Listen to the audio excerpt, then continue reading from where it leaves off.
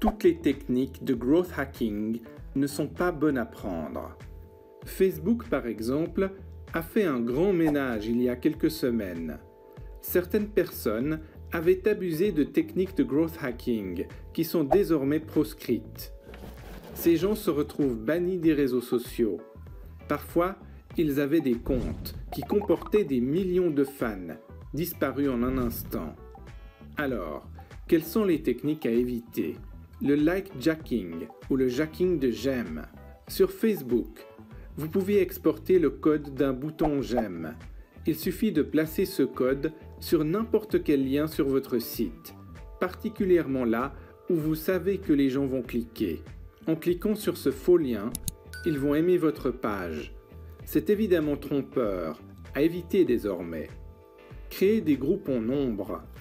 Facebook n'affiche quasiment plus les statuts de vos pages à votre audience, sauf si vous payez. Cependant, si vous créez un groupe, les membres seront notifiés à chaque fois que vous intervenez. Certaines personnes détournaient la fonctionnalité groupe en créant une multitude de groupes autour d'une thématique pour ensuite rediriger ce trafic ciblé sur leur site. Cette approche est désormais plus que risquée, à éviter. Le détournement de page. Pour amasser des clics en nombre, il suffisait de créer une page avec un nom racoleur, comme « Mieux vaut être guerrier dans un jardin que jardinier dans un champ de guerre ». Lorsque cette page avait amassé assez de j'aime, il suffisait de la renommer, ce qui permettait de démarrer avec une audience dodue. Une technique révolue qui peut susciter l'exclusion du réseau. La fusion de pages. L'idée ici, c'était de détourner l'outil de fusion de pages de Facebook en fusionnant une multitude de petites pages que l'on aura créées pour les transformer en une page avec une grosse audience. Le rachat de pages.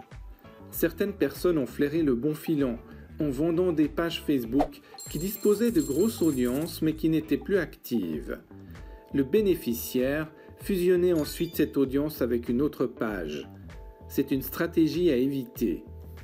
Créer des faux événements. Les événements génèrent forcément de l'attention et des j'aime. Certaines personnes se sont donc mises à créer de faux événements au nom racoleur, la fête du poireau par exemple, avec le seul but d'amasser une audience et de l'intérêt. L'événement fictif n'est décidément pas une bonne idée. L'utilisation abusive de clickbaits ou putaclic. Il s'agit d'un texte très incitatif, comme « La réaction de ce chien est magique ». Si l'utilisateur ne retire pas la valeur promise dans le titre, il s'agit d'un clickbait ou titre putaclic. Les réseaux sociaux sont désormais scrupuleux sur l'utilisation abusive de ce type de titre. Ce qu'il faut retenir, c'est qu'il est préférable d'être parfaitement au clair sur les règles de communauté de chaque réseau social et avec bon sens de toujours donner le plus de valeur possible à sa communauté.